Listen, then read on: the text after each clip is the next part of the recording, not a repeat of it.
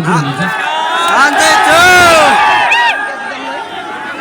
शिव भगवानको पाउमा आएर, कैलाशको पाउमा आएर आज कर्णालीमा आएर राष्ट्रिय स्वतन्त्र पार्टीको घोषणापत्र बाचापत्र सार्वजनिक गर्न पाउँदा म लगायत हाम्रो पार्टीका सबै सदस्यज्यूहरू, सभापतिज्यूहरू तथा हाम्रा पार्टीका साधारण सदस्यज्यूहरू सम्पूर्ण कर्णालीवासी नेपाली दाजुभाइ दिदीबहिनीमा आउनु पाउँदा धेरै धेरै खुसी लागेको छ।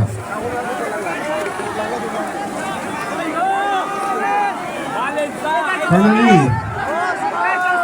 यो देशको सबैभन्दा ठुलो ताल राराताल राजा महेन्द्रले भन्नुभयो जस्तो स्वर्गकी अप्सरा भएको ठाउँमा आउनु पाउँदा धेरै खुसी लागेको छ। देशको सबैभन्दा लामो नदी रहेको ठाउँ, देशको सबैभन्दा ठुलो जिल्ला रहेको ठाउँ, देशको सबैभन्दा ठुलो गाउँपालिका रहेको ठाउँ, देशकै सबैभन्दा गहिरो ताल रहेको ठाउँ, जुन गहिराईलाई आजसम्म कुनै सरकारले कुनै पार्टीले यो देशले बुझ्न सकेन, त्यो गहिराईलाई बुझ्न चाहन्छौँ। त्यो गहिराई बुझ्ने पार्टी हो राष्ट्रिय स्वतन्त्र पार्टी।